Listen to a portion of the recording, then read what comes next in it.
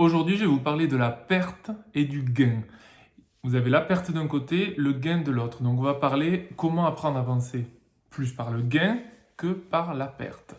Donc, tout simplement, pourquoi je vous fais ce moment, puisque j'ai discuté avec une super participante à nous et ça m'a fait penser à ça.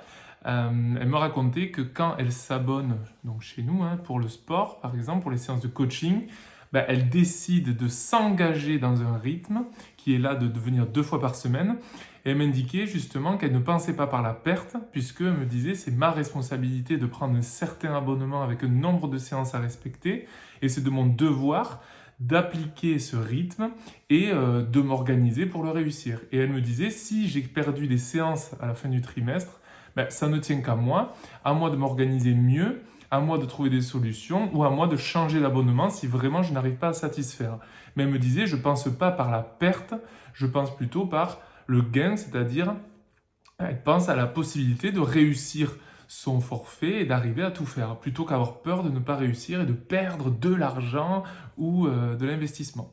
Voilà, donc tout simplement, juste pour donner des exemples, est-ce que l'on entend souvent sur la pensée par la perte, c'est est-ce que ça vaut le coup que je me lance dans le sport? Est-ce que ça vaut le coup que je me lance dans le coaching? Est-ce que ça vaut le coup que je prenne un coach? Parce que s'il faut, je n'aurai pas de résultat. Et très souvent, c'est ce qu'on entend, hein, si j'ai pas de résultat, est-ce que ça vaut le coup de payer? Et si jamais j'y arrive pas, comment je fais? Est-ce que vraiment je suis capable d'y arriver? Est-ce que vraiment j'ai besoin d'un coach? Vous allez l'entendre dans votre cerveau, vous allez l'entendre des autres personnes autour de vous, votre conjoint, les membres de la famille, vos amis, qui vont vous dire oh, tu vas pas payer pour un coach, enfin tu peux aller faire du sport tout seul, toute seule. Voilà, tout ça, ben, ça finit par vous faire penser par la perte, c'est-à-dire vous hésitez à vous lancer dans quelque chose justement parce que vous avez peur de ne pas réussir.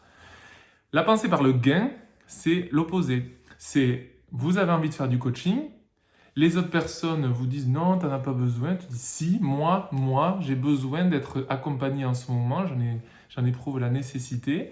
Je veux me lancer, je veux maigrir, me muscler, être motivé beaucoup plus durablement parce que je laisse tomber. Vous êtes les meilleures personnes pour vous connaître. Donc là, du coup, en pensée par le gain, on dit j'y vais, je me lance et je verrai les résultats que j'en tire.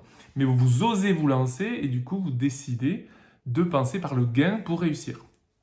Donc là, vous avez toutes les chances de réussir en faisant comme ça. Alors qu'en faisant dans l'autre sens, vous avez toutes les chances de ne jamais réussir, puisque vous vous lancez dans rien. Voilà la comparaison entre les deux. Donc si vous pensez par la perte, moi je vous conseille de ne pas penser à la perte, puisque quand vous y pensez, c'est déjà perdu. Vous avez déjà perdu d'avance. Si vous pensez par le gain, ça veut dire que vous avez de l'espoir et vous pensez au gain. Et si vous y pensez, c'est déjà gagné. En tout cas, c'est sur la bonne route pour gagner et réussir. Voilà le penser par le gain, ça vous fait passer à l'action. La pensée par la perte, ça vous laisse dans l'inactivité sur quelque chose de précis. Voilà. C'est comme un investissement, hein. Si souvent on entend j'ose pas investir 10 euros là-dedans parce que peut-être que je vais les perdre et j'aurais fait un mauvais investissement.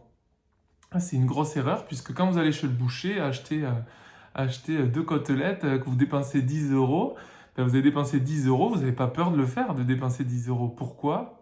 Parce que c'est une habitude et une nécessité pour vous de s'alimenter. Donc vous ne vous posez pas la question. Mais en réalité, dans les deux cas, vous pouvez finir par perdre les 10 euros. Hein. Avec la viande, c'est perdu.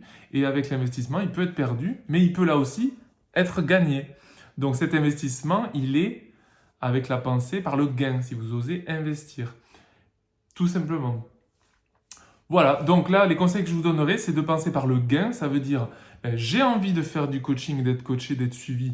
Je me lance dans le coaching et je verrai ce qui se passe. Vous n'allez pas vous ruiner et vous n'êtes pas engagé 10 ans avec nous, par exemple, c'est par trimestre. Donc vous avez 3 mois pour vous rendre compte des résultats et après, vous pouvez décider d'arrêter si vous n'êtes pas content, tout simplement.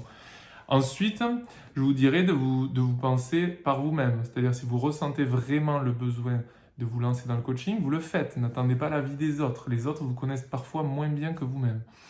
Et du coup, en pensant positif, c'est je me bouge et je vais y arriver. Et en tout cas, je mettrai tout de mon côté pour réussir. Voilà.